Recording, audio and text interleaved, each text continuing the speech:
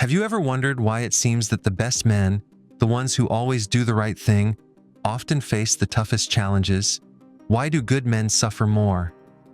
Hello everyone, welcome back to Real Men, Real Minds. Today, we're going to delve into a topic that hits many of us closely: why good men often seem to suffer more. First, let's talk about what we mean by good men. These are the guys who strive to be responsible, caring, and moral. They are the ones who put others first, work hard, and try to do the right thing, even when it's hard. Sound familiar? But here's the problem. Society often expects men to be strong, stoic, and emotionless. From a young age, boys are told to be men and not show weakness. This pressure can lead to a lot of internal suffering because men are taught to suppress their emotions rather than express them. Have you ever felt like you had to hide your struggles to maintain that facade of toughness?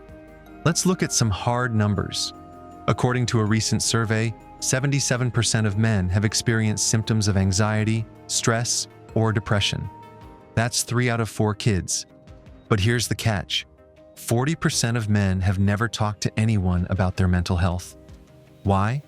Because 29% feel too ashamed and 20% believe there is a negative stigma attached to it. That's a heavy burden to carry alone. In addition, according to CDC data, in 2021, only 17.8% of men between the ages of 18 and 44 sought treatment for their mental health, compared to 28.6% of women. This disparity highlights how little men tend to seek help, even though rates of suicide and mental health problems are alarmingly high among them. Take John, for example. He is a 45-year-old engineer, the pillar of his family. Everyone turns to him in times of need: his wife, his children, even his co-workers. But when John began to feel overwhelmed, as if the weight of the world was on his shoulders, he didn't know where to turn. He thought he had to handle it alone, as he always had. Does John's story sound familiar? So why do good men like John suffer more? A big reason is that they internalize their emotions. They feel that they have to be strong for everyone else, so they do not allow themselves to feel or express their own pain. It's like carrying a backpack full of bricks. You keep adding more, but you never stop to unload. Plus, good men often take on a ton of responsibility. They feel the weight of providing for their families, protecting their loved ones, and being the moral compass for those around them. This can be exhausting. Studies show that work is the biggest cause of mental health problems for 32% of men, followed closely by finances at 31%. That's a lot of pressure. But it goes deeper. Good men might feel guilty about having problems. They think, "I'm supposed to be the strong one. I shouldn't feel that way." This guilt can make their suffering even worse, like pouring salt on an open wound. Have you ever caught yourself thinking that you don't deserve to feel depressed because you're supposed to have everything under control? The science backs it up. Research shows that men are less likely to seek help for mental health issues compared to women. In fact, only 36% of NHS talking therapy referrals are for men. This reluctance means that many men suffer in silence, and their conditions can worsen. For example, more than 6 million men in the US deal with depression each year, but it often goes undiagnosed because they don't speak up. There's also something called normative male alexithymia. It's a fancy term, but it means that men often struggle to identify and express their emotions. This can lead to what's called covert depression, where instead of crying or feeling sad, men feel numb, bored, or apathetic. Have you ever felt like you're just going through the motions, like the spark has gone out? That could be a sign. Let's stop for a second.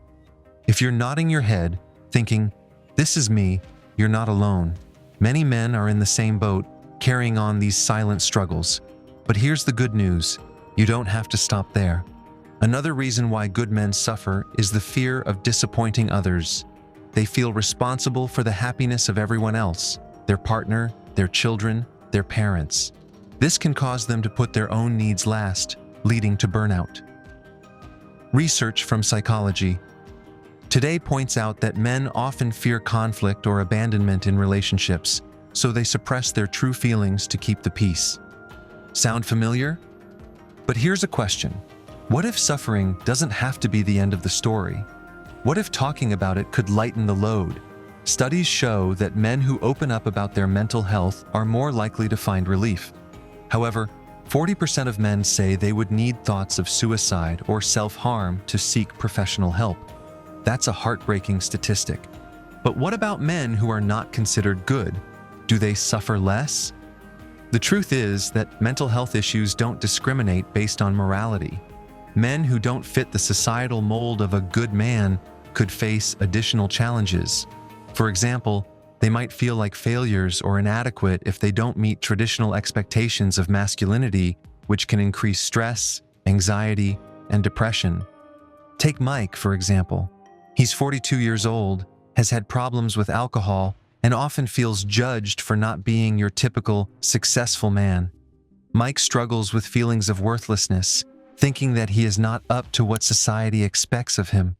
This can lead to further isolation or to resort to harmful behaviors as a way to cope with pain. Have you ever felt like you don't fit in and that it weighs you down even more? In fact, some men who don't conform to these norms might resort to behaviors that are seen as coping mechanisms but are harmful, such as substance abuse or aggression. The important thing, however, is that all men, regardless of their perceived goodness, can benefit from taking care of their mental health. It's not about being perfect, it's about being human. So what can you do whether you're a good man or not? First, recognize that it's okay not to be okay. It's okay to feel overwhelmed, sad, or angry. These are human emotions, and experiencing them doesn't make you any less of a man. Second, don't be afraid to talk about your feelings. Whether it's with a friend, family member, or mental health professional, sharing your struggles can lighten the load. Remember, seeking help is a sign of strength, not weakness. Third, take care of yourself. Make time for activities that bring you joy, whether it's exercise, reading, or spending time in nature. Self-care is not selfish. It is necessary. Fourth, challenge the stereotypes that limit you. Understand that being a man doesn't mean you have to be invincible. It's okay to show vulnerability. In fact, it can bring you closer to others. Fifth, educate others about mental health. Speaking openly helps reduce stigma, not only for you, but for all men who are struggling in silence. Finally, if you are struggling, please seek help. Resources are available, such as the National Suicide Prevention Lifeline at 1-800-273-8255 or local mental health services. You don't have to go through this alone. Additionally, it's important to recognize that mental health issues can manifest differently in men. For example, depression in men may not present as sadness, but as irritability, anger, or loss of interest in activities. If you notice these signs in yourself or someone close to you, it's crucial to seek professional help. Early intervention can make a big difference. In conclusion, good men often suffer more due to societal expectations, their own internalized beliefs, and stigma around mental health. But it doesn't have to be this way. By talking about these issues and seeking help when needed, we can begin to change the narrative.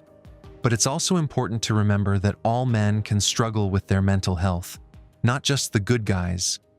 Whether you fit the societal mold or not, your mental health matters. Don't let society's expectations stop you from seeking the help you need. It's okay not to be okay, and it's brave to ask for help. If this video resonated with you, please like it, share it with someone who needs to listen, and subscribe to Real Men, Real Minds for more content like this. Let's keep this conversation going. Leave your thoughts in the comments. What is one step you can take today to lighten your load? Take care, and I'll see you in the next video.